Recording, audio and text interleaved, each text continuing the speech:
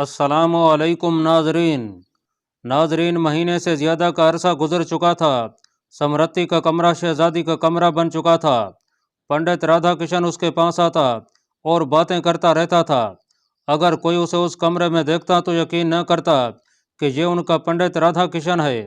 दूसरे पंडितों का ख्याल था कि उनका बड़ा पंडित समरत्ती को कुर्बानी के लिए तैयार कर रहा है। पंडित राधा किशन उन्हें बताया भी यही करता था कि नर्तकी कुर्बानी के लिए तैयार है, लेकिन समरत्ती के पास जाकर वो भूल जाया करता था कि उसे कुर्बानी के लिए पाक और तैयार करना है। सिर्फ समरत्ती थी जिसे यकीन था कि उसे कुर्बानी के लिए तैयार किया जा रहा है। क्या मैं अब देवताओं के चरणों में कुर्बान होने के लिए तैयार हो गई हूँ? अभी नहीं, पंडित राधा किशन ने उदास लहजे में कहा।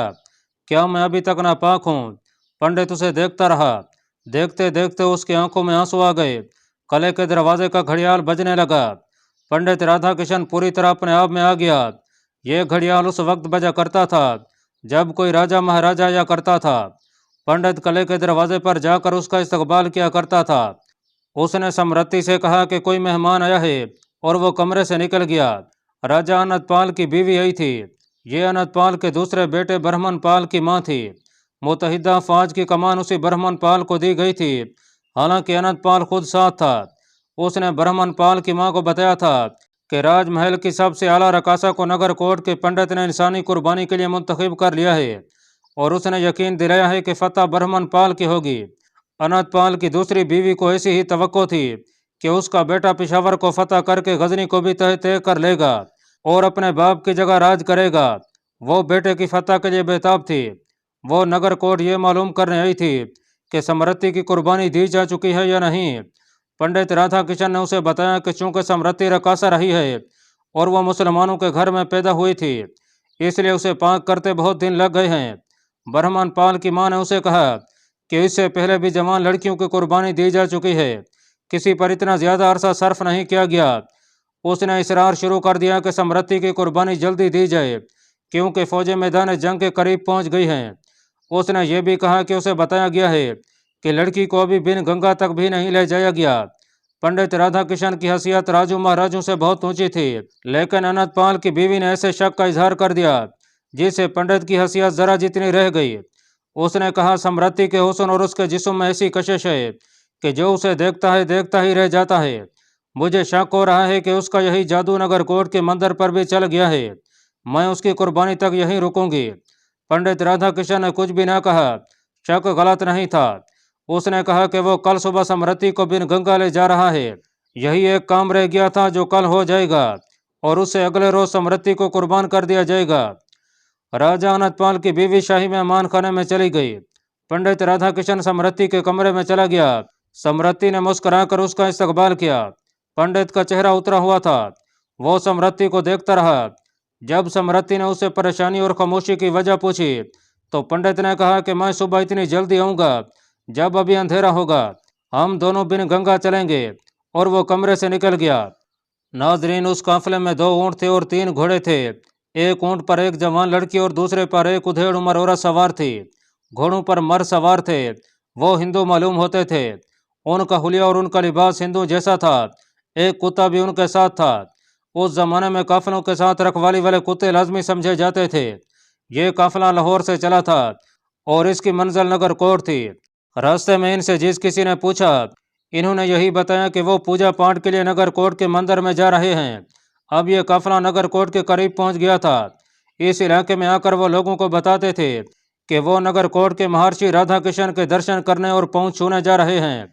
इस काफिले ने नगर कोट से थोड़ी ही दूर आखिरी पड़ाव किया। रात वो आग जलाकर उसके इर्द गिर्द बैठे तो उनमें से एक आदमी ने कहा कि मंदिर में दाखिल हो गए और अगर किसी को हम पर शक न हुआ तो ये भी मालूम हो जाएगा कि समरत्ती कहाँ है। अगर वो कुर्बान हो चुकी है तो मैं उस मंदिर के तमाम पंडितों को कत्ल करके यहाँ से निकलूंगा।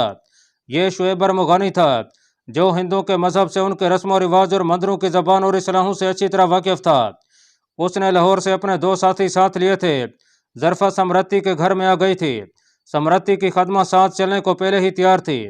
शुएब मुगानी और उसके साथियों ने सर मुंडवाकर हिंदुओं की तरह सर की चोटियों पर बोदियां रख ली थीं और दाढ़ियां साफ करा के मूछें इस तरह बढ़ा ली थीं कि होंठों पर छज्जों की तरह पड़ी हुई थीं।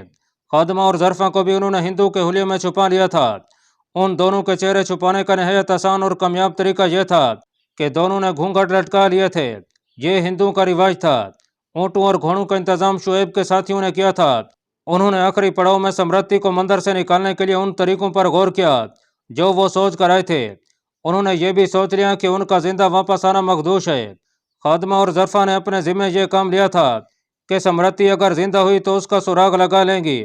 मंदिर के 20 कमरे थे, तय खाने में भी कमरे थे और राहदारियों और सीढ़ियां तारीख थीं। इसलिए समृद्धि को इन भूल भलियों से निकालने के लिए जान हथेली पर रखने की जरूरत थी। खादमा ने मर्दों को बताया कि ये भूल भलियां कैसी हैं। सबसे बड़ा खतरा यह था कि मंदिर के किले में फौज भी रहती थी। अरमुगानी और उसके साथियों ने खंजर और खंजरुमा तलवारें पहने हुए कपड़ों के अंदर छुपा ली और यह काफिला रात के आखिरी पहर नगर कोट की तरफ रवाना हुआ। खादमा राहबरी कर रही थी। उन्हें शहर की तरीके में मंदिर के दरवाजे में पहुंच जाना था। यह वो शहर थी जब पंडित राधा किशन ने समृद्धि से कहा था कि उसे बिन गंगा में स्नान के लिए जाना है। पंडित समृद्धि के कमरे में गया। समृद्धि गहरी नींद सोई हुई थी। पंडित ने उसे जगाया और कहा कि वो उसके साथ चले। समृद्धि खामोशी से उसके साथ चल पड़ी। वो मंदिर से निकले। उनके लिए किले का दरवाजा खुल गया। बाहर आकर वो पहाड़ी से उतरने लगे। पंडित तो कई बरसों से इस पहाड़ी से उतर और चढ़ रहा था, इसलिए उसे कोई दुश्वारी पेश नहीं आ रही थी। दुश्वारी समृद्धि के लिए थी। उसे जो चप्पल पहनाए गए थे उनसे वो चल भी नहीं सकती थी। पहाड़ी से उतरते उसके पांव बार बार फिसलते थे। पंडित उसे सहारा देता और वो संभल जाती थी। वो पहाड़ी से उतरे और दरिया की तरफ चल पड़े। मंदिर दूर ऊपर रह गया था। नीचे जंगल और वीराना था। पंडित ने समृद्धि को अपने बाजू से आजाद न किया। सुबह का उजाला निखरने में अभी बहुत देर बाकी थी। पंडित समृद्धि को इसलिए इतनी जल्दी ले आया था कि सुबह के वक्त दरिया पर लोग आ जाते थे। समृद्धि को छुपा कर रखना था। क्या आप मुझे आखिरी गुस्ल के लिए ले जा रहे हैं? समृद्धि ने पूछा। पंडित ने कोई जवाब ना दिया। आप बोलते क्यों नहीं? समृद्धि ने कहा। मुझसे आप क्यों डरते हैं? मुझे आज ही मरना है तो मुझे बता दें। बता दूंगा समृद्धि, पंडित ने कहा। मेरा दिल कह रहा है कि हम दोनों कुर्बान हो रहे हैं। ऐसा लग रहा है जैसे मैं आज का सूरज नहीं देख सकूंगा। उसकी आवाज भरा गई। आप पत्थर के भगवान को मानते हैं? समृद्धि ने कहा। मेरे खुदा की इबादत करें, मन के सब पाप झिड़ जाएंगे। मुझे बातों में ना लगो नर्तकी, पंडित ने कांपती हुई आवाज में कहा। मैंने तुम्हारी रूह को प्यार दिया है। शायद यह दिन तुम्हारी जिंदगी का आखिरी दिन हो, फिर इस जिस्म को जला दिया जाएगा। मैं जीते जी जल रहा हूँ। समृद्धि ने कहका लगाया और उच्च कर उससे अलग हो गई। बोली, तेरा किशन मरारी सच्चा होता तो तेरी 50 बरस की प्रार्थना को यूं पाप में डूबने ना देता। मैं आजाद हूँ। मैं जानती थी तू मुझे एक दिन इन्हीं निगाहों से देखेगा जिनसे मुझे पापियों ने देखा था। मैंने तेरे अंदर इस आग को इसलिए भड़काया था कि तू जलता हुआ मेरे कदमों में आ गिरे और मैं तुझे भूखे कुत्ते की तरह अपने पीछे पीछे जंगल में ले जाऊं और आजाद हो जाऊं। मैं आजाद हूँ। वो एक तरफ दौड़ पड़ी, लेकिन ऊंची नीची जमीन पर वो तेज न दौड़ सकी। पंडित ने उसे चंद कदमों में पकड़ लिया और कहा, पागल ना बनो नर्तकी, मुझसे भाग कर कहाँ जाओगी? कहाँ पनाह ढूंढोगी? मैं तुम्हें पकड़वा दूंगा और जिब्हा कर दूंगा। मैं तुमसे कोई कीमती चीज नहीं मांग रहा। समृद्धि ने उसके मुंह पर बड़ी जोर से थप्पड़ मारा और बोली, मैं दरिया में डूब जाऊंगी, तेरे बुतों की भीड़ नहीं चढ़ूंगी, तुझे कोई नहीं बचा सकता नर्तकी, पंडित ने कहा। बुतों की तौहीन ना कर। पंडित के वजूद में वो मर्द बेदार हो गया था जिसे वो समझा था कि हिमालय के दामन में मार आया है। तब उसे एक कुत्ते के भौंकने की आवाज सुनाई दी। ये आवाज करीब आ रही थी। जिस वक्त मंदिर की पहाड़ी से दूर पंडित किशन और समृद्धि पहुंचे थे, उस वक्त शुएब मुगानी का छोटा सा काफिला पहाड़ी के दामन में उस जगह पहुंचा था जहां से मंदिर का रास्ता ऊपर जाता था। समृद्धि की खादमा इस जगह से वाकिफ थी। उन्हें घोड़े और ऊंट वहीं छोड़ देने थे। समृद्धि का कुत्ता खुला हुआ था। वो जमीन को सूंघ कर बेताबी से गुर्राया, फिर धीमी सी आवाज में भौंका और उस तरफ जमीन को सूंघता चल पड़ा जिधर पंडित और समृद्धि गए थे। काफिले वालों ने उसकी तरफ कोई तवज्जो ना दी। कुत्ते तो ऐसी हरकतें किया ही करते हैं। कुत्ता दौड़ने लगा और उसकी भौंकने की आवाज बुलंद और दूर होने लगी। खादमा ने कहा कि कुत्ते को किसी गिदड़ या भेड़िए की बू आ गई है। उनमें से कोई तसव्वुर में नहीं ला सकता था कि कुत्ता मालकन की बू पर जा रहा है। उसे समृद्धि से जुदा हुए 2.5-3 महीने ही गुजरे थे। पंडित ने जब कुत्ते के भौंकने की आवाज सुनी तो उसने परवाह ना की, मगर जब एक कुत्ता समृद्धि के गिर्द घूमकर अपना मुंह उसके मुंह के करीब ले गया तो वो समझी कि यह भेड़िया या मंदिर का कुत्ता है। वो कैसे यकीन कर सकती थी कि यह उसका अपना कुत्ता है? کتا اس کا منہ چاٹنے لگا تو اسے کچھ شک ہوا، اس کے منہ سے بے اختیار نکلا، شیری پکڑ لو۔ کتے نے اگلی ٹانگیں اٹھا کر پنجے پنڈت کے جسم میں اتار دیے اور اس کا ایک کندھا منہ میں لے لیا۔ اس نے پنڈت کو بھمبوڑا تو پنڈت چیخ کر اٹھا۔ کتے نے کندھے سے منہ اکھاڑ کر پنڈت کی ران دانتوں کے شکنجے میں لے لی۔ پنڈت نے ایسا ویلا بپا کیا کہ دور دور تک سنائی دیا۔ پنڈت بھاگا تو کتے نے اس کی ٹانگ پھر پکڑ لی۔ سمرتی نے چلا کر پنڈت سے کہا، میں نے تجھے کہا تھا کہ مجھے میرا خدا بچائے گا، یہ میرا کتا ہے جو لاہور سے میری بو پر آیا ہے۔ سمرتی نے کتے کو پکڑ لیا۔ پنڈت بھاگ گیا۔ سمرتی کو سمجھ نہیں آ رہی تھی کہ اس کا کتا کہاں سے آ گیا ہے۔ کتا اس کے قدموں میں لوٹ پوٹ ہو رہا تھا۔ سمرتی کو قدموں کی آہٹ سنائی دی۔ وہ خوف سے کانپنے لگی کہ مندر کے فوجی پنڈت کی مدد کو آ رہے ہیں۔ اس نے چھپنے کی کوشش کی لیکن اسے ایک عورت کی آواز سنائی دی، شیری شیری۔ وہ کتے کو بلا رہی تھی۔ آواز سمرتی کی خادمہ کی تھی۔ پنڈت کا وویلا اتنا بلند تھا کہ انہیں بھی سنائی دیا تھا۔ ارمغانی اور اس کے ساتھیوں نے اس کے ساتھ کتے کے بھونکنے اور بھنبوڑنے کی آوازیں بھی سنی تھیں۔ ارمغانی کو یاد آ گیا تھا کہ اس کتے نے اسے بھی بھنبوڑا اور بری طرح زخمی کر دیا تھا۔ وہ سب دوڑتے وہاں پہنچے تو سمرتی نیم طریقے میں ادھر ادھر چھپنے کی کوشش کر رہی تھی۔ اسے پہچاننے میں ذرا دقت محسوس ہوئی۔ سمرتی نے جب ارمغانی اور اپنی خادمہ کو پہچان لیا تو اسے خواب کا دھوکہ ہوا۔ اس نے بڑی تیزی سے انہیں بتایا کہ وہ اس جگہ تک کس طرح پہنچی ہے۔ ارمغانی نے اسے بتایا کہ وہ کس طرح نگر کوٹ آئے ہیں۔ زیادہ رکنا خطرناک تھا۔ سب وہیں چلے گئے جہاں اونٹ اور گھوڑے کھڑے تھے۔ ظرفا اور سمرتی کو ایک اونٹ پر بٹھا دیا گیا۔ خادمہ دوسرے اونٹ پر بیٹھی۔ مرد گھوڑوں پر سوار ہو گئے اور واپسی کا سفر شروع ہو گیا، لیکن ان کی منزل لاہور نہیں بھیرا تھی۔ اب ان میں کوئی بھی لاہور نہیں جا سکتا تھا سوائے ارمغانی کے دو ساتھیوں کے۔ لاہور میں ان پر کسی کو شک نہیں تھا کہ وہ ارمغانی کے ساتھی ہیں۔ یہ قافلہ اب عام راستوں سے ہٹ کر جنگلوں اور ویرانوں میں جا رہا تھا۔ سب سے بڑا خطرہ تعاقب کا تھا۔ انہوں نے حساب لگایا کہ پنڈت اوپر جائے گا، اطلاع دے گا کہ سمرتی بھاگ گئی ہے۔ تعاقب میں آنے والے پہاڑی سے اتریں گے اور جتنا وقت گزر جائے گا اتنے وقت میں اونٹ اور گھوڑے انہیں بہت دور لے جائیں گے۔ اب ان کی رفتار بہت تیز تھی۔ ان کا خطرہ بے بنیاد تھا۔ ان کے تعاقب میں کوئی نہیں آ رہا تھا۔ کتے نے پنڈت کے کندھے اور ٹانگوں سے گوشت اکھاڑ دیا تھا۔ خون چشمے کی طرح نکل رہا تھا۔ وہ مدد کے لیے چیختا چلاتا تو کوئی نہ کوئی اس کی مدد کو پہنچ سکتا تھا۔ ان زخموں سے وہ مر نہیں سکتا تھا، مگر اس نے کسی کو مدد کے لیے نہ بلایا۔ وہ پہاڑی پر اپنے مندر میں جانے کی بجائے نگر کوٹ گاؤں میں چلا جاتا جو قریب ہی تھا۔ وہ کہیں بھی نہ گیا۔ اس نے کچھ بھی نہ کیا۔ اس نے زیر لب کہا، اچھا ہوا، ایسے ہی ہونا تھا، ہو گیا۔ وہ اٹھا اور بن گنگا کی طرف چل پڑا۔ گنگا ماتا میرے یہ پاپ نہیں دھو سکے گی۔ من پاپی ہو جائے تو تن کو پاپ کرتے دیر نہیں لگتی۔ وہ اٹھتا تھا اور گرتا تھا۔ وہ پیٹ کے بل رینگنے لگا۔ صبح طلوع ہو رہی تھی مگر پنڈت کی آنکھوں کے آگے اندھیرا گہرا ہوتا جا رہا تھا۔ اسے بن گنگا کی لہروں کی آواز سنائی دینے لگی تھی۔ وہ تیزی سے رینگنے لگا۔ اسے سمرتی کی آواز سنائی دی، مجھے میرا خدا بچائے گا، تیرے بت تباہ ہوں گے۔ اسے اپنی آواز سنائی دی، عورت ماں بہن بیٹی اور بیوی ہو سکتی ہے، اسے کوئی اور روپ دے کر اس کے قریب جاؤ گے تو جل جاؤ گے، انجام بہت برا ہوگا۔ وہ بن گنگا کے کنارے اس مقام تک رینگتا ہوا پہنچ گیا جہاں پاڑ تنگ تھا اور پانی بہر بھی آ جایا کرتا تھا۔ اس پر غشی طاری ہو گئی۔ اس نے بے ہوش ہوتے ہوئے کہا کہ میں پیاسا ہوں، میں پاپ کا پیاسا تھا۔ بن گنگا کی ایک لہر کنارہ فراہم کر رہی اور بے ہوش پنڈت کو اپنے ساتھ لے گئی۔ نگر کوٹ کے بت اس نرتکی کی راہ دیکھتے رہے جس کے خون سے ان کے پاؤں دھلنے تھے۔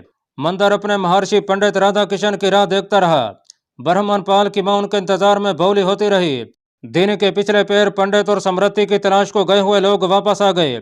انہوں نے اس راستے پر خون ہی خون دیکھا جو راستہ بن گنگا کو جاتا تھا۔ اس خون سے کئی کہانیاں بنی۔ کیاس کے بہت گھوڑے دوڑائے گئے مگر کوئی گھوڑا پنڈت اور نگر کوٹ کی نرتکی تک نہ پہنچ سکا۔ ہندوؤں کی متحدہ فوج کے سیناپتی برہمن پال کی ماں دیوی دیوتاؤں کے قہر سے ڈرنے لگی۔ ناظرین، قہر تو سلطان محمود غزنوی پر نازل ہو رہا تھا۔ ہندوستان کی اتنی زیادہ فوج کو وہ تصور میں بھی نہیں لا سکتا تھا۔ یہ افواج جس انداز سے آئی تھیں اس سے ان کے کئی راز معلوم ہو گئے تھے۔ یہ راز سلطان محمود تک پہنچا دیے گئے تھے۔ سلطان انہی سے فائدہ اٹھانے کے منصوبے بنا رہا تھا۔ مورخوں نے جن میں سے ایک انگریز سروی ہے سمیت خاص طور پر قابل ذکر ہے۔ ہندوستان کے اس لشکر کی ان خامیوں کا جائزہ تفصیل سے لیا ہے۔ ایک یہ کہ اس کی متحدہ ہائی کمانڈ ایک آدمی کے تحت تھی اور یہ آدمی ہر ایک فوج کی فنی اور نفسیاتی کیفیت سے ناواقف تھا۔ دوسرے یہ کہ ہائی کمانڈ پر افواج کے کمانڈروں کو اعتراض تھا، اس لیے باہمی تعاون ناقص تھا۔ तीसरा ये कि फौज में हजारा शेरी सिर्फ इसलिए शामिल कर लिए गए थे कि उनमें लड़ने का जज्बा था, बल्कि वो इस्लाम के खिलाफ जज्बाती थे, मगर उन्होंने मैदान जंग कभी देखा नहीं था। और चौथे ये कि हिंदू को अपनी तादाद और साजो सामान पर भरोसा था। हिंदू लश्कर के मोराल को तकवियत वो बुत और मूर्तियां देती थीं जिन्हें पंडित फौजों के साथ रखते और इबादत और दुआ में मसरूफ रखते थे। मुसलमानों ने यह मुशाहिदा किया था कि शिकस्त की सूरत में सबसे पहले पंडित बुतों और मूर्तियों को फेंक कर भागा करते हैं। इसके मुकाबले में सुल्तान को 2 रकात नफल पर भरोसा था जो वो हर लड़ाई से पहले मैदान जंग में पढ़ा करता था। उसे अपनी अस्करी फेम व फरासत पर भरोसा था और उसे अपने इस अकीदे पर भी भरोसा था कि वो अल्लाह की खुशनुदी के लिए अल्लाह की राह में लड़ रहा है और ये जंग उसके ज़ाती मफाद के लिए नहीं। अब भी उसने अपने सामने हिंदू लश्कर के पहाड़ देखे तो उसने अपने सलारों और नायब सलारों को आखिरी हिदायत देकर कहा, बदर में रसूल अकरम सल्लल्लाहु अलैहि वसल्लम ने 3 गुना कवी दुश्मन को शिकस्त दी थी। हमें उस रिवायत को जिंदा करना है। मैं अपनी फौज से 2-4 बातें करना चाहता हूँ। थोड़ी देर बाद वो घोड़े पर सवार अपनी फौज से खिताब कर रहा था, मैं तुम्हें इस खुशफहमी में मुब्तला नहीं करूँगा कि फतह तुम्हारी है, सिर्फ ये कहूँगा कि खुदा तुम्हारा है, बशर्त ये कि तुम खुदा के साथ रहो और दिल में ये ईमान ताज़ा रखो कि इस्लाम की पासबानी करेंगे और अपने सच्चे मजहब के किसी दुश्मन को जिंदा नहीं रहने देंगे। तुम्हारे सामने कुफर के पहाड़ खड़े हैं। अगर तुमने अपने अकीदे की बजाय अपनी जान को अजीज समझा तो तुम्हारे लिए तबाही के सिवा कुछ भी नहीं। हमें इन पहाड़ों को रेजा रेजा करना है। अपनी और अपने दुश्मन की तादाद को भूल जाओ। जंग जज्बे से लड़ी जाती है। खुदा तुम्हारे साथ है। खुदा उसे फतह देता है जो उसका नाम रोशन करने के लिए फतह का आज़म लेकर लड़ता है। सुल्तान महमूद गजनवी फौज के 2 हिस्सों को अपनी कमान में दरिया सिंध के पंजाब वाले किनारे पर ले गया और हजरत के करीब खेमाजन हुआ। उसने दीद बानू की आंखों से भी हिंदू लश्कर को देखा और अपनी आंखों से भी। उसने अपने सलारों से कहा कि अब हिंदू लड़ने का जज्बा और फतह का आज़म लेकर आए हैं, हमें बहुत मोहतात होकर लड़ना पड़ेगा। उसने अपने प्लान में रद्दो बदल किया और चंद एक छापामार जैश दरिया के किनारे पर दूर दूर फैला दिए। वो पिशावर और गजनी के दिफा के लिए दरिया का पूरा पूरा इस्तेमाल करने की सोच चुका था। उसने दूसरा इकदाम यह किया कि अपनी खेमा गाह के इर्द गिर्द खंदा खुदवा दी। उसने मोर्चा बंद होकर लड़ना ज्यादा मौजू समझा। वो कुछ और भी इंतजाम सोच रहा था, लेकिन मजीद तखीर उसके लिए नुकसानदा साबित हो रही थी, क्योंकि दुश्मन के लश्कर में इजाफा होता जा रहा था। अभी तक हिंदुस्तान से दस्ते आ रहे थे। सुल्तान समझ गया कि दुश्मन की अफवाज अभी मुनज़्ज़म नहीं हुई, उन्हें अभी हमले की तरतीब में आना था। सुल्तान ने अल्लाह ताला के भरोसे अपनी अकल से काम लेते हुए एक रोज़ अली सुबह नमाज के फौरन बाद 1000 घुड़सवार तीरंदाज जो घूम फिर कर तीरंदाजी करने का तजर्बा रखते थे दुश्मन पर हमला करने के लिए भेज दिए। इस सूरत हाल में उसने पहलकारी बेहतर समझी और जंग की इब्तदा कर दी। तारीख 29 रबीउल सानी 399 हिजरी मुताबिक 31 दिसंबर 1008 ईस्वी थी। मशहूर मोरख गुरदेजी ने इस मार्के का आंखों देखा हाल यूं लिखा है कि 1000 तीरंदाजों से हमला करा के महमूद गजनवी ने भेड़ों के छत्ते को छेड़ दिया। उसके प्लान को दुश्मन ने यूं परे फेंक दिया जैसे कोई बेकार चीज कूड़े क्रिकेट में फेंक दी जाती है। दुश्मन की तरफ से 30,000 गखड़ों ने 1000 तीरंदाजों पर हल्ला बोल दिया। गखड़ एक लादीन कबीला था जो हिंदू का हामी था, बल्कि ये कबीला अपने आप को हिंदू की नस्ल से समझता था। ये लोग जंगजू थे। मौसम कैसा ही हो, मैदान जंग पथरीला हो, तपता हुआ रेगजार हो, हमवार हो या ऊंचा नीचा, गखड़ नंगे पांव और नंगे सर लड़ा करते थे। उन्होंने तीरंदाज सवारों पर ऐसा शदीद हल्ला बोला कि 1000 घोड़ों और 1000 सवारों का कुछ पता ही ना चला कि कहाँ गायब हो गए हैं। गखड़ उनका कत्लेआम कर रहे थे। गखड़ों ने अपना हल्ला रोका नहीं। वो नारे लगाते और चीखते चिंघाड़ते सुल्तान महमूद के कैंप में दाखिल हो गए। कैंप के इर्द गिर्द खंदक थी, 2 तरफ आने जाने का रास्ता था। गखड़ उन रास्तों से सैलाब की तरह अंदर चले गए। सुल्तान महमूद इस सूरत हाल के लिए तैयार नहीं था। गखड़ों की यह दिले राना जलगार गैर मुतवक्के थी, लेकिन अहमकाना भी। बेशक उनकी तादाद 30,000 थी, लेकिन वो ऐसे कैंप के अंदर गए थे जो खंदक से घिरा हुआ था। मोहम्मद कासिम फरिश्ता लिखता है कि चंद मिनटों में गखड़ों के हाथों 5000 मुसलमान शहीद हो गए। जख्मी लातादाद थे। कैंप में खून रेज मार्का लड़ा जा रहा था। खंदक ने गखड़ों के लिए पसपई नामुमकिन बना दी थी। खतरा यह था कि दुश्मन मजीद तादाद से हमला कर देगा और 1 घंटे के अंदर जंग का फैसला दुश्मन के हक में हो जाएगा। सुल्तान कैंप में फंस गया था और वो सिपाहियों की तरह लड़ रहा था। उसने अपने ट्रूप्स को जिस तरह डिप्लॉय कर रखा था, उसे उसका समर मिलने लगा। वो इस तरह के मशहूर सलार अब्दुल्ला अल-तई 6000 अरबी नस्ल के घोड़ों को तैयार रखे हुए था, जो उसने गखड़ों के खिलाफ इस्तेमाल न किए। कुछ देर बाद गखणों का सफाया शुरू हो गया। वो कम भी रह गए थे और थक भी गए थे। वो खंदक में गिरते तो मुसलमान तीर अंदाजों और बलमबाजों का शिकार हो जाते। राजा अनतपाल ने यह सूरत हाल देखी तो उसने निहायत आला फैसला किया। मुसलमानों को संभलने का मौका न देने के लिए उसने हमले का हुक्म दे दिया। मुसलमानों के कैंप की कैफियत को वो अच्छी तरह नहीं समझ सका था। वहां अब गखड़ कर रहे थे और मुसलमान काट रहे थे।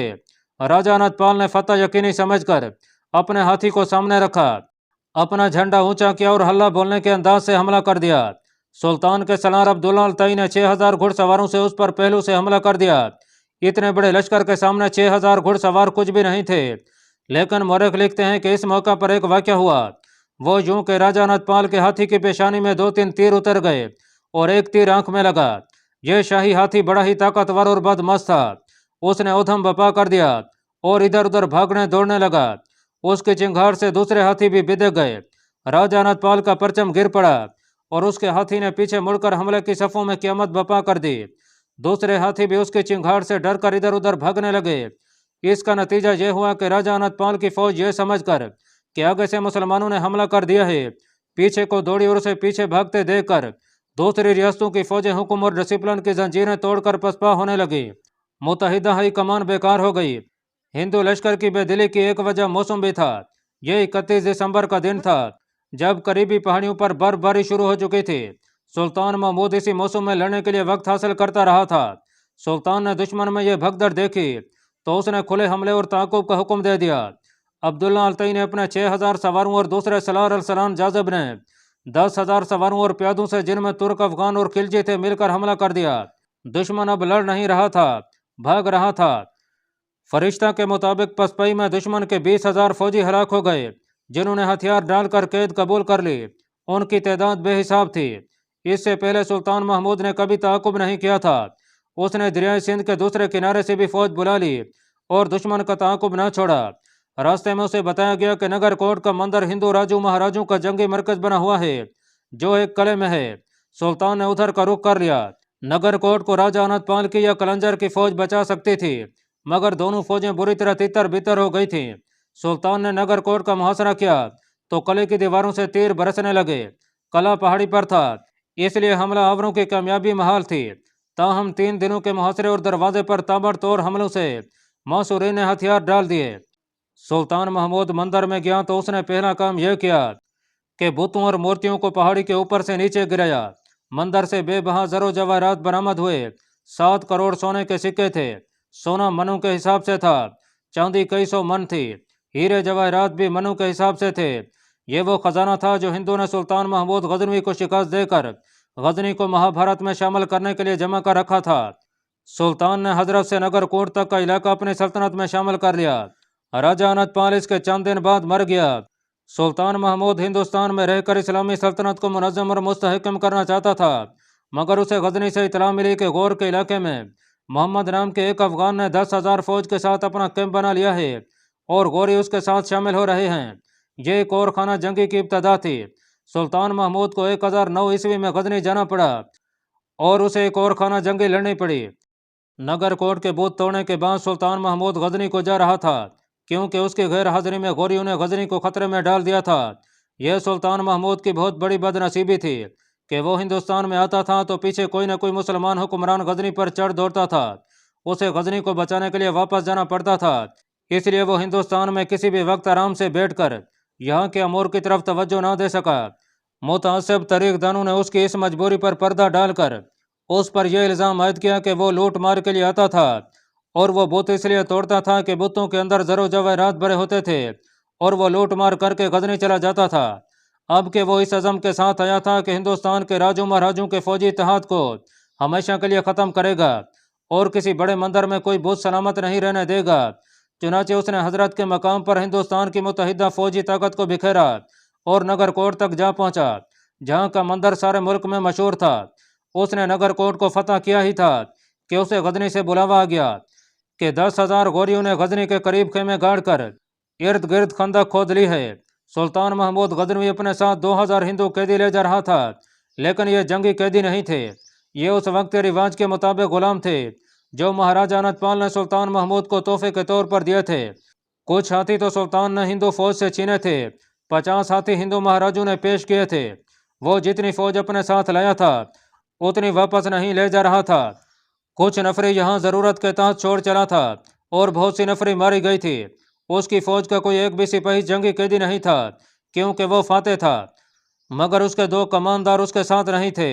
ये दोनों जिंदा थे और उस फौज के साथ भी नहीं थे जिसे सुल्तान महमूद नगर कोट के दिफा और इंतजाम के लिए पीछे छोड़ गया था। उनमें एक बुगरा खान था और दूसरा अलस्तगीन था। दोनों खूबरू और तनोमंद जवान थे। बुगरा खान पिशावर और लमगान के दरमियानी इलाके का रहने वाला था। पिशावर आता जाता रहता था, इसलिए हिंदुस्तान की जबान समझ सकता था और कुछ कुछ बोल भी सकता था। जब सुल्तान महमूद की फौज ने नगर कोट का कला सर कर लिया और लड़ाई तकरीबन खत्म हो गई थी, उस वक्त बुगरा खान कले से बाहर ऐसी जगह था जो पहाड़ी की चोटी पर थी। कला टूटते ही उसके जैश के सिपाही कले के अंदर जाने को दौड़ पड़े। बुगरा खान ने अपने घोड़े को एड़ लगाई। घोड़ा एक लख दौड़ पड़ा। बुगरा खान संभल ना सका। वो पीछे को गिरने लगा और घोड़ा उसके नीचे से यूं निकल गया जैसे बिदक गया हो। बुगरा खान ऐसा गिरा कि लुढ़कता हुआ पहाड़ी से नीचे चला गया। वो संभल तो गया, लेकिन चोटें इतनी आई थीं कि कोशिश के बावजूद ऊपर ना जा सका। वो नीचे चला गया। उसका सर चकरा रहा था और दिमाग मऊफ हो गया था। हिंदू फौज के सिपाही इधर उधर भागे जा रहे थे। बुगरा खान उनसे छुपता फिर रहा था। हिंदू उसे देख लेते तो जान से मार जाते। वो नीम गशी की हालत में किसी और ही सिमत निकल गया। उसे सिमत और वक्त का कोई एहसास न रहा।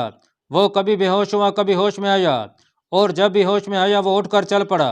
इलाका जंगलाती और चट्टानी था। उसे बिल्कुल एहसास नहीं था कि कितने दिन गुजर गए हैं या कोई दिन गुजरा भी है या नहीं। उसे किसी ने झंझोड़ा। वो हड़बड़ाकर बेदार हो गया। उसका हाथ आदत के मुताबिक अपनी तलवार के दस्ते पर पड़ा और उसने तलवार नियाम से निकाल ली। वो उठ खड़ा हुआ था मगर गिर पड़ा। चोटों के अलावा वो भूखा और प्यासा भी था और एक जख्म ऐसा था जिससे खून निकल रहा था। होश में आओ खान, उसे अपनी जबान की आवाज़ सुनाई दी। मैं अलस्तगीन हूँ, यहाँ कैसे आ गए? बुगरा खान ने बोलने की कोशिश की तो उसे पता चला कि वो बोल नहीं सकता। उसका हलक खुश्क था और जबान प्यास से अकड़ गई थी। उसने मुंह खोला तो अलस्तगीन समझ गया कि वो प्यासा है। अलस्तगीन ने अपनी पीठ के साथ बंधी हुई छागल खोली और उसके मुंह से लगा दी। बुगरा खान उसका गहरा दोस्त था। अलस्तगीन भी बुगरा खान की तरह एक जैश का कमांडर था। वो कले के मुहासरे में शामिल नहीं था। उसके जैश को कले की पहाड़ी से दूर उस रास्ते पर भेज दिया गया था जिससे हिंदू फौज की कुमक या रसद आने की तवक्को थी। अलस्तगीन के जिम्मे यह काम था कि कुमक को रास्ते में ही उलझा ले। उसका जैश तीरंदाज था और घूम फिर कर तीरंदाजी का तरबियत याफ्ता था। उस जैश को एक हदफ मिल गया। यह हिंदुस्तानी फौज का एक सवार दस्ता था जो नगर कोट की तरफ नहीं जा रहा था बल्कि उधर से आ रहा था। अलस्तगीन के तीरंदाजों ने उस सवार दस्ते पर तीर बरसाने शुरू कर दिए, मगर कुछ और हिंदुस्तानी प्यादा सिपाही किसी और तरफ से गुजर रहे थे। उन्हें मुसलमान सवार नजर आ गए। ये हिंदुस्तानी सवार और प्यादे दरअसल नगर कोट से भागे जा रहे थे। रास्ते में अलस्तगीन के जाल में आ गए। सवार और प्यादे अपनी जान बचाने के लिए लड़ने लगे। वो इस इलाके से वाकिफ थे। उन्होंने मुसलमान तीरंदाजों को घेर लिया और तीरंदाजों के लिए मुश्किल पैदा हो गई। अलस्तगीन के पास नफरी बहुत कम थी।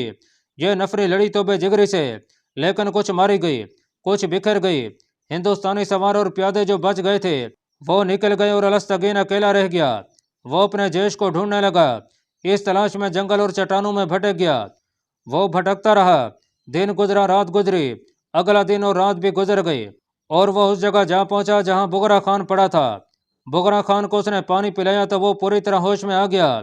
अलस्तगीन ने उसके मुंह में खाने के लिए कुछ डाला। सूरज गरूब हो गया था। बुगरा खान के जिस्म में खाने और पानी से जान आ गई थी, मगर वो चलने के काबिल नहीं रहा था। सुबह तलू हुई तो अलस्तगीन कहीं से मदद लाने के लिए या नगर कोट का रास्ता और सिमत मालूम करने के लिए किसी मकामी आदमी या किसी गांव की तलाश में निकल खड़ा हुआ। उसे बुगरा खान ने बता दिया था कि कला सर हो चुका है। अलस्तगीन को इस खबर ने हौसला दिया। उसके दिल से यह डर निकल गया कि वो हिंदुस्तानी फौज के हाथ चढ़ जाएगा। चुनाचे वो नडर होकर चला जा रहा था। बहुत देर की तलाश के बाद उसे छोटा सा एक गांव नजर आ गया। वो उधर को चल पड़ा।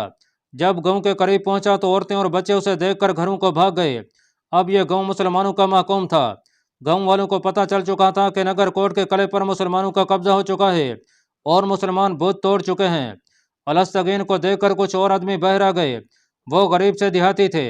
ये देख कर के ये मुसलमान फौजी है, वो गुलामों की तरह दौड़े और हाथ जोड़कर खड़े हो गए। अलस्तगीन ने 4 आदमी साथ लिए और बुगरा खान तक पहुंचा। اس کی حالت اچھی نہیں تھی۔ اس نے ٹوٹی پھوٹی زبان میں ان آدمیوں سے پوچھا کہ نگر کوٹ کا قلعہ کتنی دور ہے؟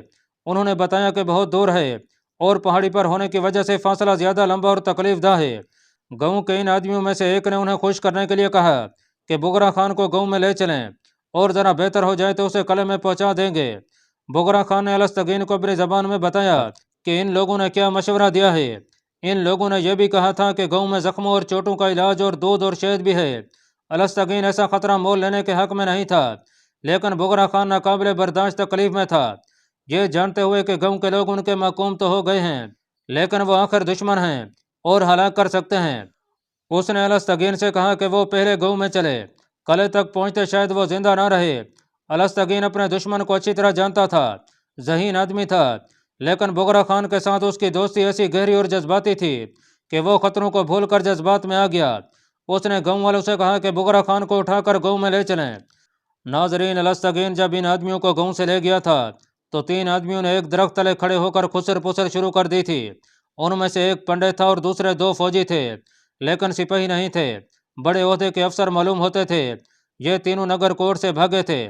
پنڈت اسی مندر میں ہوا کرتا تھا۔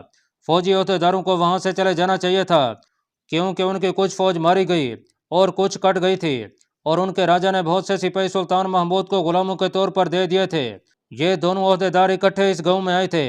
پنڈت پہلے ہی آ چکا تھا۔ ان تینوں کو گاؤں والوں نے چھپا لیا تھا۔ تینوں بھڑکے ہوئے تھے اور شکست نے انہیں جذباتی بنا دیا تھا۔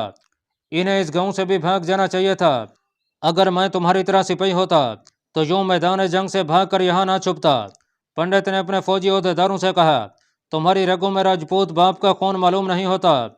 اگر تم دیکھ لیتے کہ ان ملیچوں کے گھوڑے مندر میں کس طرح داخل ہوئے تھے، اگر تم دیکھ لیتے کہ کشن مراری کو انہوں نے کس طرح گھسیٹا اور پہاڑی کے اوپر سے نیچے پھینکا تھا، انہوں نے مورتیاں اور بھگوت گیتا باہر پھینکی اور میں نے مسلمانوں کو ان کے اوپر چلتے پھرتے دیکھا۔ تم نے اذان نہیں سنی جو ایک مسلمان سپاہی نے مندر کے اوپر کھڑے ہو کر دی تھی، تم نے سنی ہوگی۔ تم نے اپنے مذہب کو، اپنی مذہبی کتابوں کو مسلمانوں کے پاؤں تلے دیکھا ہوگا۔ تم راجپوت ہوتے تو وہیں مر جاتے، یہاں نہ آتے۔ تمہیں اپنی جانیں زیادہ پیاری ہیں۔ نہیں مہاراج، ایک عہدے دار نے ہاتھ پنڈت کے گھٹنے کی طرف لے جاتے ہوئے کہا، ہم بزدل نہیں، ہم انتقام لیں گے مہاراج۔